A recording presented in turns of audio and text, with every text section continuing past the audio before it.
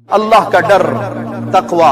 تقوی کہتے ہیں اللہ کا ایسا خوف جو آپ کے اور گناہ کے درمیان میں دیوار بنے۔ دنیا کے ہر غم کا علاج اگر کسی کے پاس ہے تو صرف، مجھے کل ہی ایک بھائی کا فون آیا امریکہ سے، وہ کینسر کے مرض میں مبتلا تھا۔ اس خالق کو پکاریے تو صحیح، اس سے محبت کریے تو صحیح، دعا کو اپنا سہارا بنائیے تو صحیح، کلام الہی کو پڑھیے تو صحیح، اس کے در پہ آ کے جھکیے تو صحیح۔ پیارے حبیب فرماتے ہیں رات کو قیام کرو، رات کو تہجد پڑھو، یہ تمہیں اللہ کے قریب کر دے گا۔ اور حدیث کے بڑے عجیب جملے آپ کو سنانے لگا ہوں۔ جو علاج کر کر کے تھک گئے، جو دوائیں کھا کھا کے تھک گئے، جو لوگوں کے پاس جا جا کر بیماریاں ٹیسٹ کروا کروا کے تھک گئے، پیارے حبیب جناب محمد الرسول اللہ صلی اللہ علیہ وسلم فرماتے ہیں ان کے جسموں سے بیماریاں نہیں جاتی جو بیماریوں میں جکڑے ہوئے ہیں۔ نماز کے ذریعے دنیا کا مسئلہ حل ہو سکتا ہے، میرے چھوٹے سے گھر کا نہیں ہو سکتا۔ میرے گھر میں ٹینشن ہے، میری زندگی میں غم اور دکھ اور پریشانیاں ہیں، اللہ کی قسم مصلی بچھائیے، اس خالق کو پکاریے، اس کے سامنے 2 رکعت نماز پڑھیے، آنسو پیش کیجئے، سجدے کے اندر رو رو کر اپنے رب کو پکاریے۔ دنیا کے ہر غم کا علاج اگر کسی کے پاس ہے تو صرف اللہ کے پاس۔ مجھے کل ہی ایک بھائی کا فون آیا امریکہ سے، وہ کینسر کے مرض میں مبتلا تھا، تحدیث نعمت کے طور پہ اور اللہ خالق و مالک کی محبت اور رحمتوں کے طور پہ سنانے لگا ہوں۔ اس نے مجھے کہا شیخ میں بہت بیمار ہوں۔ میں نے کہا سورۃ فاتحہ پڑھا کریں، پیارے نبی صلی اللہ علیہ وسلم نے اس کو شفا کہا ہے۔ تو دنیا کا کوئی غم بھی ہو تو قرآن سب سے پہلا علاج ہے، دعا سب سے پہلا علاج ہے۔ اللہ کی قسم کل مجھے اس نے فون کر کے کہا کہ میرا خیال ہے بمشکل 1 مہینہ مسلسل یہ سورۃ فاتحہ پڑھ رہا ہوں، بیڈ پہ پڑا ہوں ہسپتال کے اندر، اور میری کل رپورٹ ہوئی ہے اور ڈاکٹر حیران ہیں کہ آپ کے کینسر کے جراثیم سارے ختم ہو چکے ہیں۔ اس خالق کو پکاریے تو صحیح، اس سے محبت کریے تو صحیح، دعا کو اپنا سہارا بنائیے تو صحیح، کلام الہی کو پڑھیے تو صحیح، اس کے در پہ آ کے جھکیے تو صحیح، یہاں اپنے غموں کا علاج تلاش کرو۔ اور اللہ کی قسم اگر رب کے در پہ کوئی آگے غموں کا علاج تلاش نہیں کرتا تو دنیا کے کسی معاملے میں بھی اسے سکون نہیں مل سکتا۔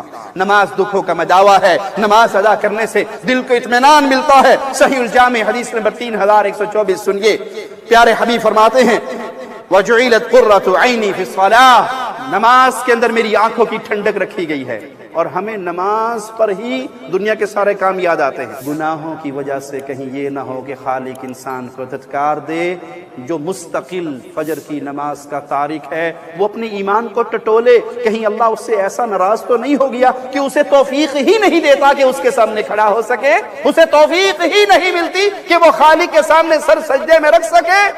ایمان ہے تو پیارے حبیب فرماتے ہیں میری آنکھوں کی ٹھنڈک اللہ نے بنائی ہے تو اس نماز میں۔ پیارے حبیب فرماتے ہیں رات کو قیام کرو، رات کو تہجد پڑھو، یہ تمہیں اللہ کے قریب کر دے گا، تمہارے گناہوں کو معاف کر دے گا۔ اور حدیث کے بڑے عجیب جملے آپ کو سنانے لگا ہوں۔ جو علاج کر کر کے تھک گئے، جو دوائیں کھا کھا کے تھک گئے، جو لوگوں کے پاس جا جا کر بیماریاں ٹیسٹ کروا کروا کے تھک گئے، پیارے حبیب جناب محمد الرسول اللہ صلی اللہ علیہ وسلم فرماتے ہیں وَمَطْرَدَةٌ لِلدَّاءِ عَنِ الْجَسَدِ، جن کے جسموں سے بیماریاں نہیں جاتی، جو بیماریوں میں جکڑے ہوئے ہیں، وہ تہجد کی نماز کو لازم پکڑے، اللہ ان کے جسموں کو بھی شفا عطا فرما دے گا۔ وہ تہجد کی نماز، وہ رات کی نماز، آپ کا غم، آپ کی ٹینشن، آپ کا دکھ، آپ کی بیماریاں، وہ سب اللہ ختم کر دے گا اگر تم رات کو اٹھ کو اپنے رب کو منانے والے بن گئے۔ اللہ کا ڈر، تقوی۔ تقوی کہتے ہیں اللہ کا ایسا خوف جو آپ کے اور گناہ کے درمیان میں دیوار بن جائے۔ تقوی اختیار کیجئے، خصوصاً وہ لوگ جو بے روزگار ہیں، قرضوں میں دبے ہوئے ہیں، حالات خراب ہیں، پریشانیوں میں ڈوبے ہوئے ہیں، ان کے لیے بہترین نسخہ ہے، آئیے اس کو استعمال کیجئے۔ یقین کی دنیا میں اتر کے اپنی یقین کی دولت کے ساتھ اس کو سینے سے لگائیے، اللہ آپ کے لیے سارے غموں کا علاج عطا فرما دے گا۔ اور وہ ہے کیا؟ وَمَن يَتَّقِ اللَّهَ، جو اللہ سے ڈر جائے، جس کے دل میں اللہ کا خوف آ جائے، جو گناہ کرتے ہوئے رک جائے کہ کل اللہ نے مجھے پوچھا تو کیا جواب دوں گا۔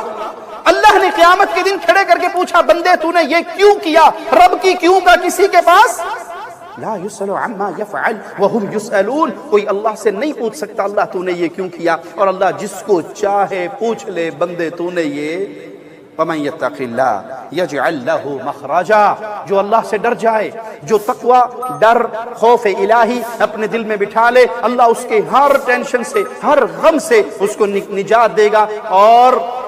اور بے روزگار، قرضوں میں دبے ہوئے، رزق کی وجہ سے پریشانیوں کا شکار، خالی کا کلام سنو، وَيَرْزُقْهُ مِنْ حَيْثُ لَا يَحْتَسِبُ، اللہ اس کو وہاں سے رزق دے گا جہاں سے اس نے کبھی گمان بھی نہیں کیا۔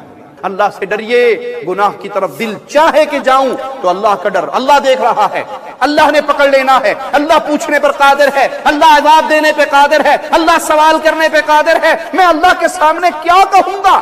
جب بھی جہاں بھی گناہ آئے، وہ رزق کمانے کے مسئلے میں ہو، یا آنکھوں کی چند لمحات کی لذت کا مسئلہ ہو، یا زبان کا طعم ہو، اس کے درمیان رب کے اس خوف کو لے آؤ اور یہ کہہ کے ڈر جاؤ کہ میں اللہ سے ڈرتا ہوں، اللہ نے سوال کیا تو میں کیا جواب دوں؟